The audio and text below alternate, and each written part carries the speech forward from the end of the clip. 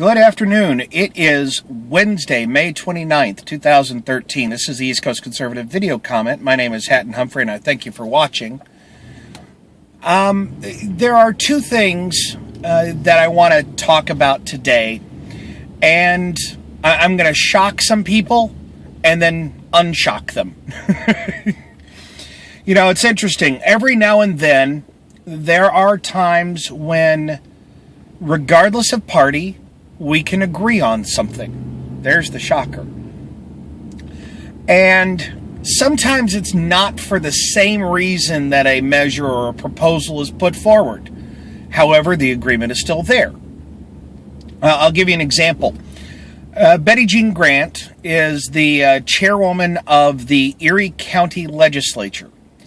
And she is moving and trying to get alcohol advertising removed from public transit. Now, little infrastructure background here. The public transit, the buses, and the single line train that runs in Buffalo is actually run by the NFTA, the Niagara Frontier Transit Authority. And it is its own entity that is funded by a combination of private and public funds that includes taxpayer dollars and advertising revenue and fares. Now, I actually agree with Ms. Grant, but not for the reason that she's proposing this little measure.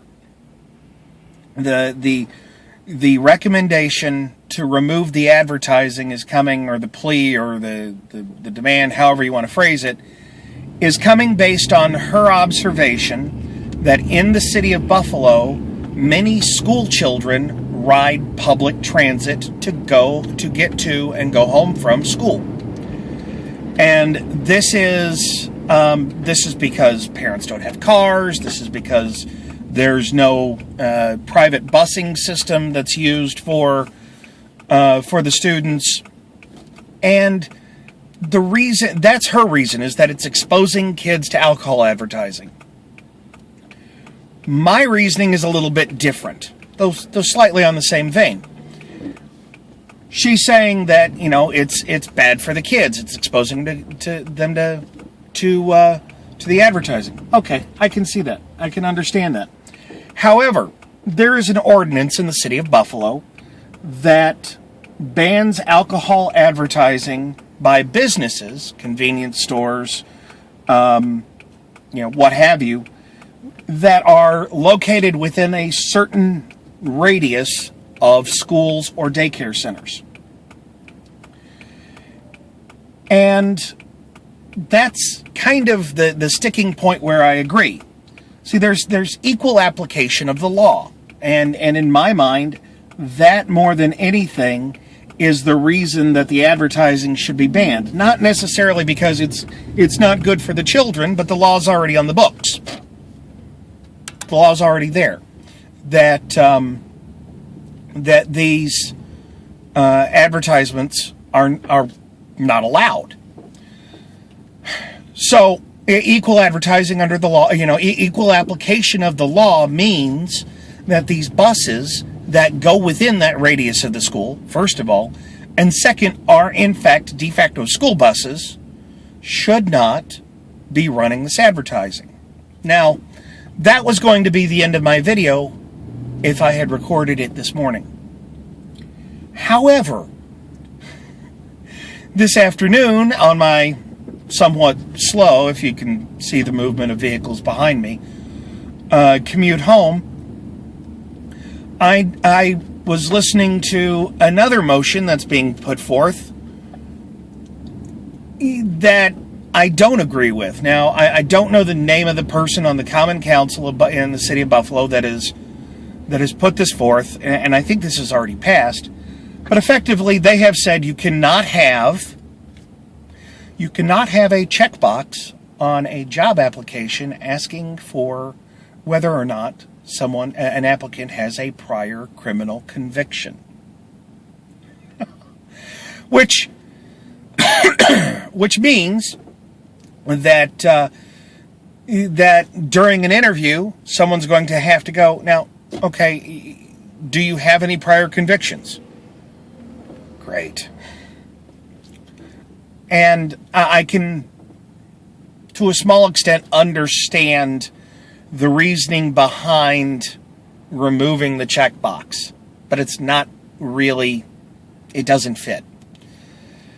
The reasoning that's been given is that the checkbox automatically predisposes someone with a criminal conviction not to get an interview. If someone has a criminal conviction for embezzling and they're going to apply for a bank job, you don't want to hire them. If someone has, has a charge of assault and battery and they're going into medical care, as a home health aide or whatever, you don't necessarily want to hire them. There are, let's face it, consequences for our actions. And what this law is doing is forcing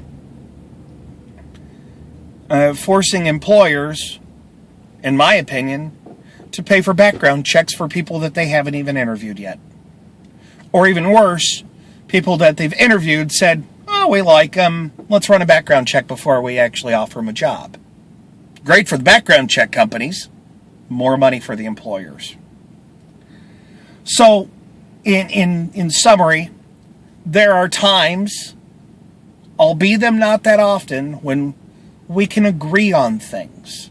Not necessarily for the same reasons, but for logical reasons. Sometimes we have to apply that gray matter that exists between our head. And that actually is a good thing. Now, if we could get the elected officials in Washington or even in our state houses to see this fact, that would really be a good idea. In most cases. Then again, some of you are going to go, no, we don't want them to agree. We want the deadlock. We want our government to do as little as possible. Well, great. Then they're going to have hearings on whether on how despicable it is that the Washington Redskins have had that name for so long. See, there's consequences for action and inaction. I want to thank everybody for watching. Whether you agree with me or not, I ask you to, if you liked us, like what you saw, we ask you to blog about us. Join us for our podcast. You can join us on Sunday nights for the recording sessions, or you can listen to any episode on iTunes, on Stitcher, on the Red State Talk Radio Network, or on your favorite MP3 player. The website's at eastcoastconservative.com. If you didn't like us, if you didn't agree with me, if you think I'm full of it, still invite you to join us. Because it's about the conversation. It's about engaging that gray matter. It's about going beyond the labels, going beyond the talking points. So we'll invite you to join us because you will probably hear different words in a different order. Thanks a lot, everybody. Have a great day.